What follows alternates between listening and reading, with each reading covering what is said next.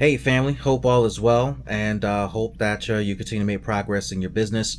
Wanted to talk briefly about the idea of running and owning a business, and the importance of making sure that you see yourself as a business owner and chief investor in your business. Heard recently the important point made that if you're deeply working in your business and you're just in the trenches, like doing the work that really belongs to your frontline team members, you're not operating as a business owner. And just listening to the way it was framed and phrased was really a good reminder that I wanted to share with you all that you are building businesses that pay you today and tomorrow. And to be in that framework, you got to remember you're building a business. So, at the core, what you do at the core as a CEO, chief investor, founder, planter of the business, you're establishing systems and mechanisms to get the work done. This allows for work to be done in your absence, to be done in a consistent way, to be done the way you prefer to be done that satisfies your customers and gets the same consistent results for new and existing and future customers. And if you're not establishing these systems, it leaves you in a position where you find yourself saying, I'm not satisfied with the work. Nobody's going to do it like me but me. Let me add another thing to my plate, or let me stop what I'm working on to actually do what I think needs to be done in the business. And you end up becoming employee number one and the forever employee of your business, as opposed to the chief executive that you're looking to become. And so it's really important for you to be thoughtful about that. So you may be saying, well, I got a micro business and I got a small business. How does that work? And how do I do these things? Well, something to think about. You got to, again, see yourself as CEO. Next, you got to take the important step of identifying talent to help you achieve your goal, whether it's virtual talent or in-person talent. You may be saying, I can't afford that. There's always somebody available for your budget. So you got to identify how much you can afford for the help that you need. You may not be able to afford what you want, but you can afford what you need. So when you figure out how much you can afford, you figure out what services exist at the VA level, and or at the in-person level wherever you live. You start to identify talent. One of the things I'll tell you, particularly when it comes to talent that you may hire near where your business operates, is that a lot of people have a lot of side gigs. You'll be surprised. Some people drive Uber. Some people deliver DoorDash. Some people are they moonlight as a musician at their local church. Some people work nights at their local Target, and they only do it a couple of nights, a couple hours a week. Some people work at UPS or Amazon, right, for a couple hours a week in the evening as their second, maybe third gig. And you got to remember that when you think about what folks are getting paid and what you're able to afford, it might be on par for what people may be looking for.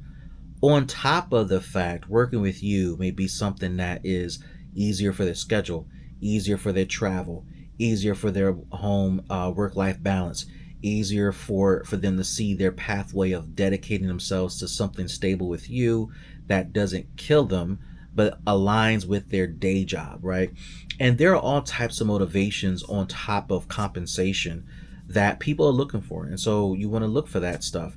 So you got to figure out your budget, figure out who you can hire, build talent around that. And then when you are working in the business, because I'm not going to pretend like you don't work in the business, one of the best things I can advise you to do is to record what you're doing. Whether you set up a camera and you record everything that you do, from creating said product, designing product, manufacturing product, packaging product, marketing product, selling product, fulfilling product, etc. Or you have somebody follow you around. Maybe that's what you pay your first staff person to do, just to document everything. Make sure you're talking while you're doing it so you can articulate what you're doing while you're doing it. Have that video transcribed. You can upload it to a platform like loom.com. Highly recommend it because you get the video component, then you get the transcript component, and then Loom's AI is pretty good where it creates SOP documents, FAQs, and other documents you need just from what you're talking about. If you're in a business that's computer based, again, download Loom, record your screen doing what you're doing, And once you end the recording, it uploads automatically, it transcribes automatically, it does everything you needed to do. If you're not utilizing Loom, utilize any platform that can get you the same results or outcomes, or at least put you in the right direction. The key thing of all this is not about doing a podcast or a video for the sake of monetizing it. The number one reason you want to record yourself to do these things is so that you can standardize operations, document your process. So instead of you trying to remember and write things down step by step, it's best that when you're on your game and you're in the middle of doing it, just record, because you'll likely do the things you inherently know how to do, but don't think about articulating to somebody else to do when you're in the mode of trying to write it down. And when you do that and you pass those systems on to the people you end up hiring, and their only job is to follow the steps that have been documented, watch the video that's been documented, and follow and execute accordingly, you're beginning the journey of owning a business. And you got to also be okay with the fact that you may document the steps, but it may not be done to your perfection.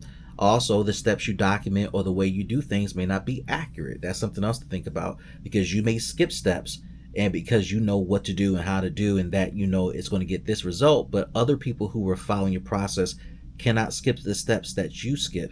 And so they need all the little things in between. Some of us are not patient as entrepreneurs, and so therefore we just think it just takes too long, let me do it myself. No, you ought to do it right, because when you start to hand off things in your business, the business begins to grow because your processes are documented and people are following them. And then I'll tell you too, as you go along, you may notice little things to tweak, because this needs to get better, this needs to get better. You always thought about improving this step, never had the time or capacity for it. Now that you're watching your employees work the system, you can tweak the system, you can improve the system, and you can redocument it, update the documents, and have them test out the new steps, follow through, and keep it moving. It is just critical, right, for you to do that for yourself and to begin that journey of owning your business. And so as you're thinking about this, as you're starting to learn the power of letting go, as you're starting to learn the power of vision casting, as you're learning the power of being the one who is giving direction, but not the one who's doing the work at the same time, it puts you in a position to not only own your business, but to grow your business. Even if it's a micro or small business, same concept, same principle. Even if you're trying to make an additional $5,000 a year in profit or net revenue, again, that process is still the same. You got to figure out how to hire talent. You got to figure out your budget to pay for talent, and you got to document the processes. Even if it's for your own self, document the processes so that your team, whether they're interns, paid or unpaid, paid employees, family members who are volunteering, etc., that they know what they're doing step by step by step, and they're guided along the way. Hope you find this helpful. See y'all next time. Peace, everybody.